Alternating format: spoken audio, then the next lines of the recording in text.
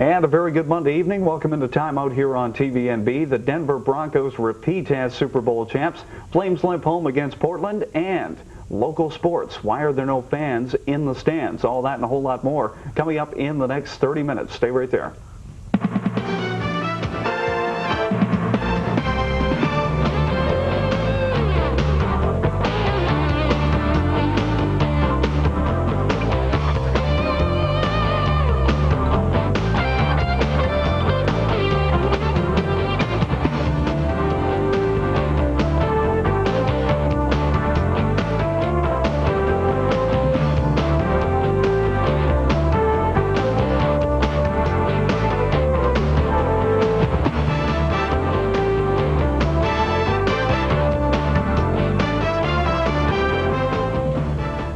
And a very good Monday evening. Welcome into Timeout here on TVNB. Had a tough day at work? Hey, kick back, relax. We're going to talk some sports and have some fun.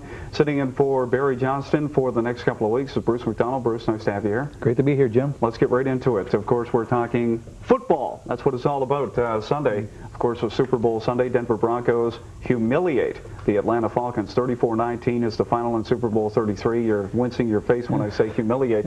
But I'm sorry, I found it to be a very boring game in the second half. Turnovers cost the Falcons big time. John Elway walks away with the MVP. Give me your feelings on the game. Well, I don't agree that they humiliate them in the game. I thought it was quite a close game. If not for the turnovers by Atlanta, 3 interceptions, they might have won that game, actually. Maybe. And of course, Morton Anderson really choked big time. You know, he set all kinds of records, like we were saying, in the regular season. Then when the money was on the line, he didn't come through at all. Exactly. But Elway was great. Yeah. He deserved the MVP. And Terrell Davis was fantastic again. And they were the best team in football this year. No doubt they deserve to win it. No question. Now, the big questions that remain from the Super Bowl melee that leads into Super Bowl week, of course, is John Elway. Now won 2 Super Bowls back-to-backs. He walks away with the MVP this year. 38 years old. No question about it. Had a huge game on Sunday. Passed for over 300 yards. You watched the guy throw the ball all day Sunday. The passes were crisp. They were on. He knew where his targets were. Now the question remains, does he come back and try to do it 3 in a row? I don't think there's any doubt he'll come back. They'll offer him about $10 million a year. How can you turn that down, right? Yeah. He'll be back. He'll try to get 3 in a row. If he doesn't come back, who replaces him, I guess, is a question. Well, no question about it. If you're a Broncos fan, you're concerned because, I mean, you don't want to see John Elway leave, but, I mean, you have to look at this thing realistically. Yeah. Okay, John, all week leading up to the Super Bowl, said, it'd be real nice to be able to retire, win the Super Bowl one more time, and I'm sure the MVP was an added bonus. Now, you look at the facts. One of the most prolific passers in the history of the game. Behind Dan Marino are his stats. He's in second place in almost all of them. 38 years old. He said earlier in the week, I think it was on Thursday, he said something to the effect, if we could play every 2 weeks, I'd sign on the dotted line. Yeah. But that's not the way the NFL works, except, of course, when you get the bye week, then you get that extra week off. But I think John has taken the punishment. I think he's proved to all his critics he can win the big game. He did it 2 years in a row. I think he said it very eloquently earlier in the week, and he said it right on. He hit the nail right on the head. It's time to leave. I've proved to the critics what I can do. I'm walking away on top. I'm a winner. Leave it at that. Well, he's lucky. They were talking to him after the game last night. He was saying winning 2 in a row is going to be kind of difficult to leave now. But I don't think if he was making $50,000 a year, he'd retire in a second and go on with his life. But sure. I think it's all a money thing again. Yeah. I really believe well, that. like he said too, he has to discuss it with his family and see what they've got to say and everything. But I just think it's a sad commentary that this guy for the entire 2 weeks leading up to the Super Bowl said this would be a nice way to end it. Yeah. Hey. The fairy tale came true, Cinderella. You went to the ball, the pumpkin, turned into the carriage, you're riding off into the sunset, and now all of a sudden it's, well, I'm thinking about it. I have to talk to Mike, the head coach, Mike Shanahan, have to talk to the owners, have to talk to my wife, have to talk to the kids. Now he's backtracking, which, I'm not shocked that he's doing, but I think it's a sad commentary as well. Let's move on to the Atlanta Falcons. Yes. Turnovers killed this team big time. One of the big distractions, and this is a very sad commentary, first time Atlanta's been to the Super Bowl in the history of the franchise. Eugene Robinson sitting in the hotel room Saturday night, a little bit bored. So what does he do? He figures he takes a walk down the boulevard and runs into one of the ladies of the night and says, yeah, how'd you like to go for a drive with me? No problem. The only thing is, we're going to have to go downtown first because I have to pick something up. Oh, what would that be? An arrest warrant. I'm an undercover cop. That's right. What's the deal on this? Well, I didn't realize we were talking earlier, and you said actually he was in the hotel and his wife was sitting in the hotel room when he went out. Exactly. That makes it even more ridiculous, really.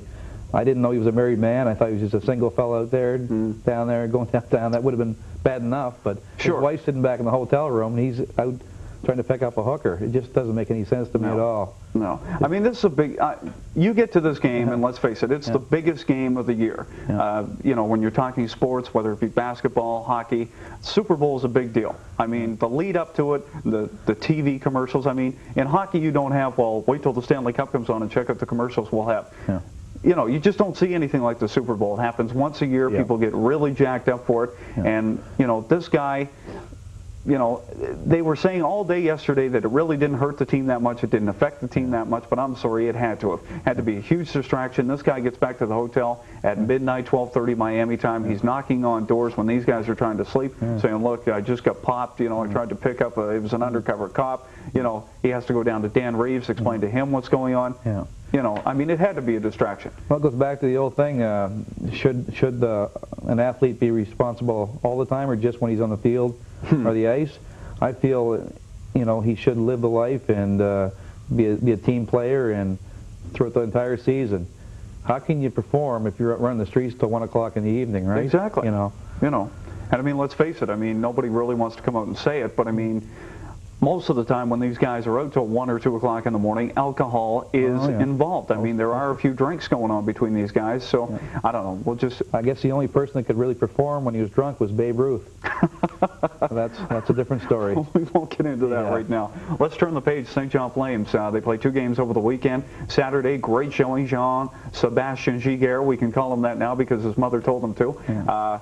They have a big win against New Haven, 3-1. Look great. He's back between the pipes. Looks like they finally have some stability in the goaltending position, which has been a huge controversy all year. Then they go into Portland against the last-place Pirates yesterday afternoon and get waxed 5-1.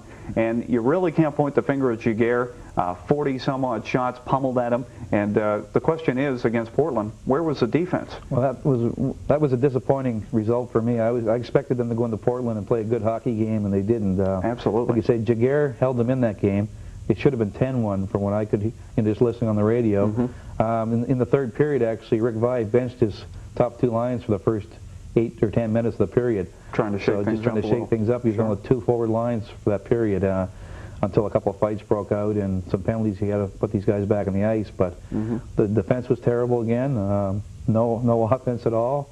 And like you say, if Giguère wasn't there, that would have been probably about a 10-1 game. It could have been a lot more humiliating, them coming home. Now, it doesn't get any easier for them as well. They Thursday night, they get a couple of days off to regroup and try to get their heads together. And then they come home, and they have to play host to Kentucky, who have just got... a mind-boggling, blazing team this year. You know, their offense is there, their goaltending is superb, and it's a homecoming for a Flame as well. Yeah, Jared Scaldi comes back to St. John for the first time since he was captain here year before last. 95, wasn't it 95? Exactly. Spent 2 years here as captain, so I think the fans will be happy to see him back.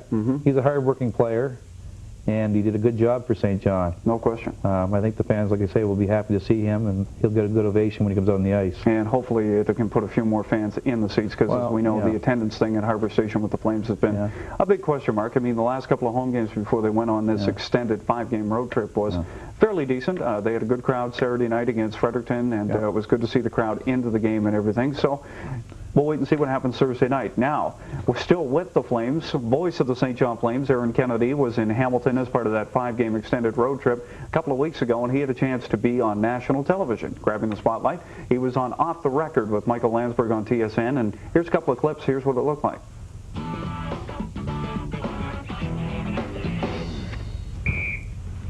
Brian Berard made his debut for the Toronto Maple Leafs last night and looked outstanding, looked like the player that everybody thought he was going to be. Actually, he's played a couple of games now for the Maple Leafs.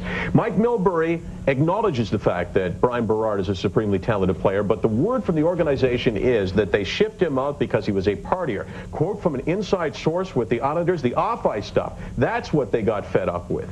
They would have traded him last year, but they couldn't get the right deal. Milbury will never admit it, but it's true. Should a coach or a general manager care what a guy does on his own time?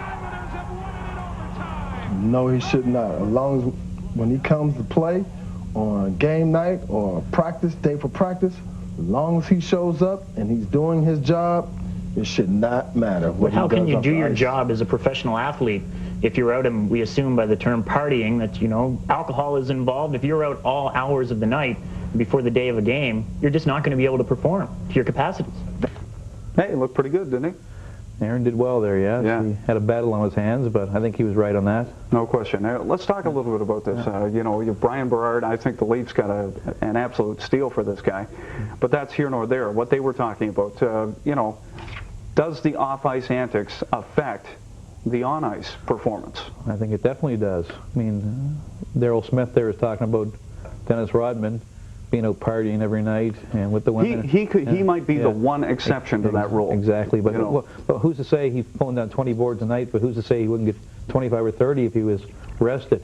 Exactly. You know, I don't think that's an argument at all. Yeah. Well, I mean, you look at the thing, and I mean, it's like Aaron said. He makes a very good argument when he says, you know, if a hockey player, whether it be hockey, basketball, football, whatever, if they are out till 2 or 3 o'clock in the morning, I mean, let's be realistic here. I mean, they're not out playing bingo. You know, they're not out just roaming around or looking for something, window shopping. I mean, these guys are having a couple of cold ones or whatever the case might be. So, the next day, as fans, you and I, and everybody else that's out there watching this program, don't we deserve a little better if we lay down $20 to see a game? Yeah. This guy or this girl is floating up and down the ice, just kind of you're looking at them going, you know, how come there's no jump? Like, I mean, this person can skate like the wind. How come they've got no jump? Then you find out, you know, us being in the media, sometimes you can find out what happened the night before, and you find out that, you know, well, they were out till 3 o'clock in the morning, didn't get any sleep, got, you know, maybe 2 hours sleep, took a nap, you know, their pregame nap after they had a bite to eat, and, you know, that's why they're laying down on us tonight. I mean, is that fair to a fan? Oh, I don't think so. I mean, look at you or me here. We're working 5 days a week. I'm over with you, but I don't go out drinking until 3 in the morning when I have to be to work for 8 o'clock the next morning. Can't do it. I wouldn't be able to perform, would I? No. I think it's the same, even to more to an extent for a professional athlete. I mean, these guys have to be on top of their game all the time. I'm not saying they can't enjoy themselves. Absolutely. They have to have a life. They have to have a life too. There's no doubt about that. Sure. But I think if they have a game the next day, they should be more reasonable about this than stay home and rest and be ready for the game. There's so many factors you have to consider. You have to consider, is there going to be a scout at the game that I don't know about that could just pop in unannounced? The fans, I think, is a big factor. I mean, you have to be willing to sacrifice. I mean, these guys and girls have sacrificed all their lives. Obviously, when, you know, let's say when they were 16, and when we were 16 years old, Friday night, we'd stay out till midnight, 1 o'clock in the morning. These people were in bed, you know, at 9 o'clock because they had to be to the rink at 4:30 or 5 a.m. They were taking that extra lap around the rink when we were sitting home, you know, watching a movie or whatever. That's right.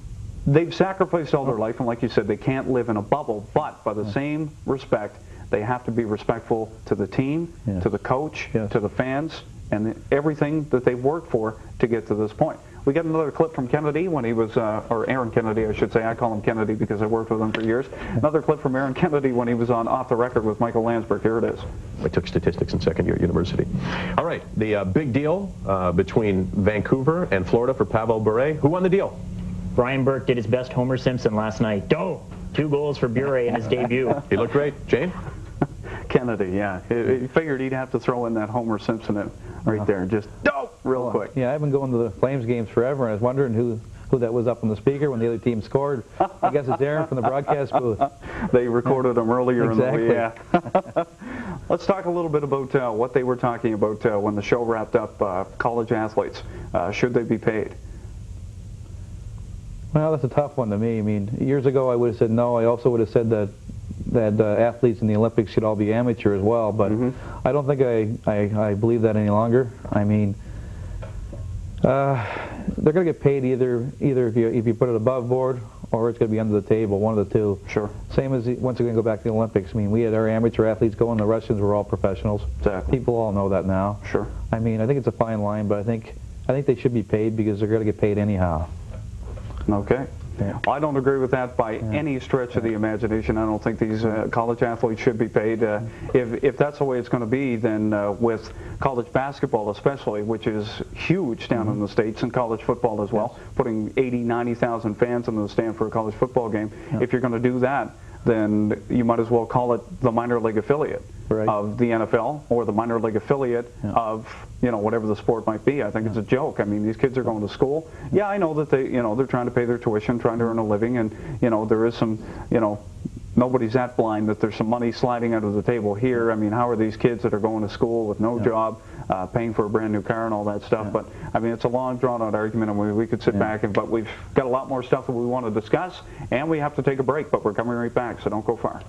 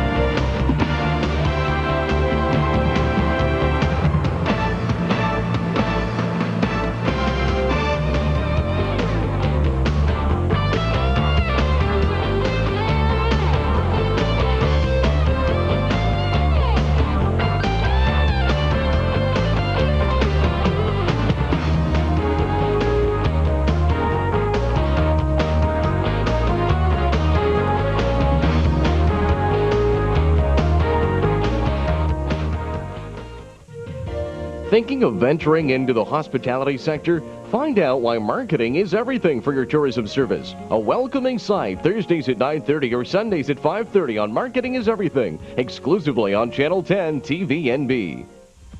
Several New Brunswick businesses have logged on and launched into the ever-growing IT industry. Join us for Fast Forward as we examine how such enterprises manufacture their product and operate their business. Thursdays at 8:30 and again Sundays at 5 on TVNB. You're watching TVNB, the New Brunswick channel.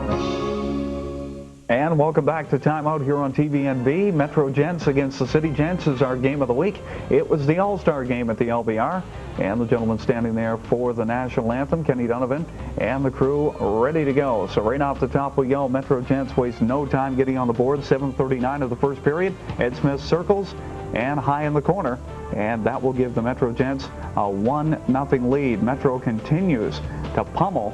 Shot, and it's in. Kirby Williams from Stefan Langill, and that gives the Metro Gents like a 2-0 lead over the City Gents. And Metro continues to pressure, fighting for the puck in the corner, circles out front, backhand shot, and that is Mike Simon at 14:28 to give the Metro Gents a 3-0 lead, and that's the way it would end after 20 minutes of play. Second period, City finally gets on the board, shot, screen shot, and that's Ernie Royce from Jody Rao, and City is right back into this game, but Metro reestablishes the lead on a breakaway. It's Gary Limkild from Kirby Williams and Paul Richard, and Metro has a 4-1 lead.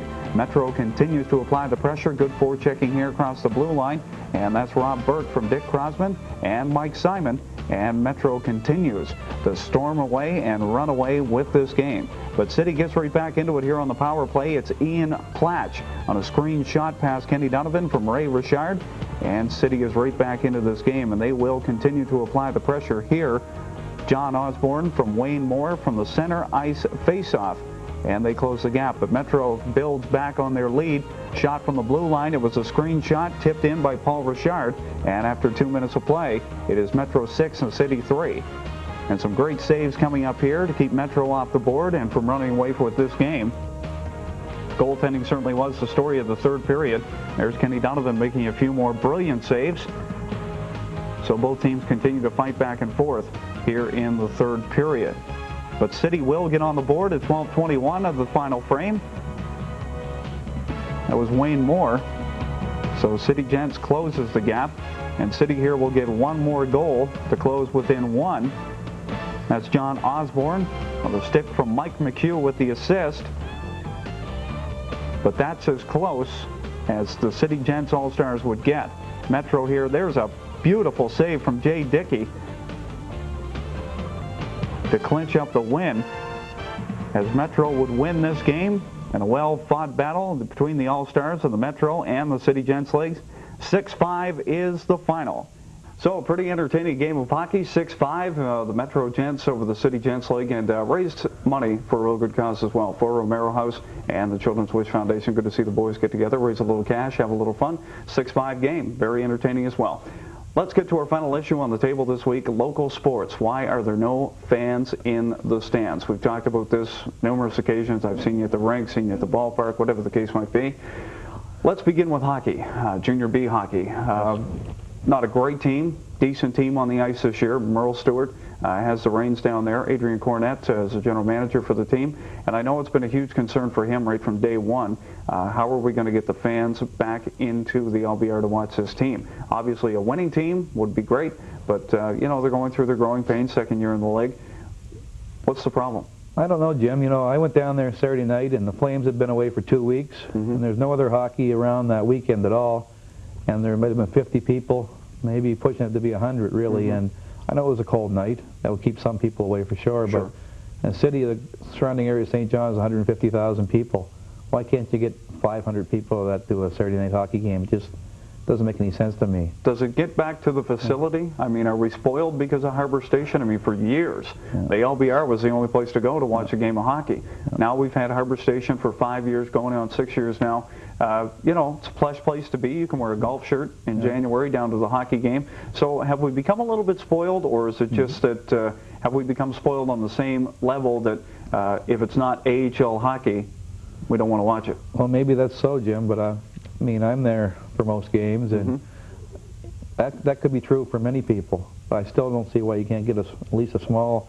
You don't even see the regular people down there anymore that you used to see. You don't. I'm sure it's, you know, they only have so much money to go around, but what I was saying for this particular game is there hadn't been a Flames game in 2 weeks here. Exactly. I mean, that's why it really shocked me. And the week before, I didn't see the game, but they had played quite a good game. There was about 400 or 500 people down there, from what I was told. A good hockey game.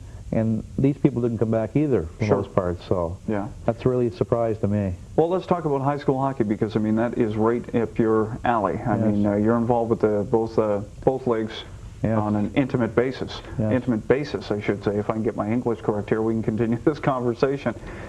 High school hockey, years ago, let's go back to when I was in high school. I mean, when it was Milledgeville and Vogue at the LBR, forget about it. I mean, it was standing room only. Boys all had their work boots on, stamping their feet. It was a hatred. You know what I mean? It was a rivalry. I mean, you talk about rivalries, people go, you know, well, you got to have this and you got to have that. I mean, these teams got out on the ice and they hit each other. They pounded each other. They really liked playing against each other, but there was that rivalry there that, you know, I can go to school tomorrow and tell everybody we beat Vogue, or the people from Vogue can say they beat Milledgeville. Where's the rivalries it was anymore? the same when I was back at St. John High School. We were playing St. Max, same thing. There'd be 1,000 people in the crowd, at least. Absolutely. All kids mostly. And I mean, not to say it should go back to this way, but sometimes even problems in the stands with throwing stuff at each other and fighting. And I think you have to have something in between that. You know, you see the players down there, and they're all buddy with each other and joking around before the game. And I mean, I think they should put their game face on, go out there, and you hate that guy for 2 hours. Absolutely. After that, you can be friends again, sure, but I mean... oh yeah, we're not. I mean, we're not condoning violence here. No, not at all. Not at all. But I mean, when you used to think rivalry, like between high schools, the big one was always St. John High against St. Max. No question. I don't think you'll get an argument from anybody on that plane. But it's like you said. I mean, I've been to a few high school hockey games. I've been to the basketball games. I've been to the baseball games over at Memorial Field. You don't see that. You know, the boys standing in the dugout pointing over, going, you know, that's the starting pitcher. I'm gonna send one right over the left field wall. Intimidation, just that, like you said, game face. I have to backtrack a little bit too. I'm not trying to say that I want them to go out there fighting. No, because I'm the guy that has to suspend them for that in these two leagues. So I definitely have to clarify that a little bit. Absolutely. But I want these guys to go out there and hit each other and play hard and play, you know, intense hockey. And I think that might bring some fans back, but I think there must be problems in these schools that that for a high school game, you go to the LBR and you don't have more than 50 people there. It's ridiculous. Exactly. There's got to be something going on in these schools to draw these kids out again. You know, on a Wednesday night, take them away from their studies for a little while, go down and watch the game. You've got doubleheader games at the LBR every Wednesday night. I mean, we still see that to a certain extent in the smaller areas, like down in Fundy, up in Hampton. Sure. These smaller areas seem to draw well. A Tuesday night or a Thursday night, whatever the night might be, and there's usually good crowds down there. And it sort of brings back memories a little bit for me. Back when I was in high school, like I say, it was like that at the LBR too. Absolutely. Yeah. And, I mean, you miss those days. I mean, we talked a little bit earlier before the tape started rolling about the St. John Alpine senior baseball. I mean, you couldn't ask for a better team that's been on that field for the past 5 seasons. Yes. And, you know, you go to Memorial Field. It's cold over there, no doubt about it. Bring a coat. Bring, a thermos of coffee, whatever the case might be. But it's cold over there. But the quality of baseball has been superb, and you still can't get the fans over there as well. So. No, I've almost given up on baseball fans in the city. I've been going to the ballpark for years. I'm involved with the junior league as well, and we draw nobody. Like I say, it gets cooler in the evening. The fog rolls in. But this past year, I don't think anyone can say that the fog rolled in more than a couple of times over there, really. The weather was great. The weather was great. Yeah. It gets chilly there, no doubt, in the evening. The ballpark's not in a great spot. That's right. But the quality of like you say, go back to the senior team. That's outstanding ball, and that's an outstanding baseball team. Job that Mike's did, he's done with that crew over the past, because of the makeshift lineups he's had to do as well. Kids going out to bigger and better opportunities with colleges down the States. And Mike wants that. I mean, that's why he's there. He wants to help these kids move to that next level. But it's frustrating on his end as well, because he gets to the ballpark, he looks around. Hey, there's the same 20 faces that were here last Wednesday. That's going to have to be the final word, though. I mean, sorry about that. We're going to have to make more time for this next week. Bruce will be back with us next week. I appreciate you dropping by this week. Thanks, Jim. And thank you for dropping by this week as well. We hope you have yourself a great week, and we'll hopefully see you down at the Flames game on Thursday night. Until then, we'll see you next Monday right here on TVNB.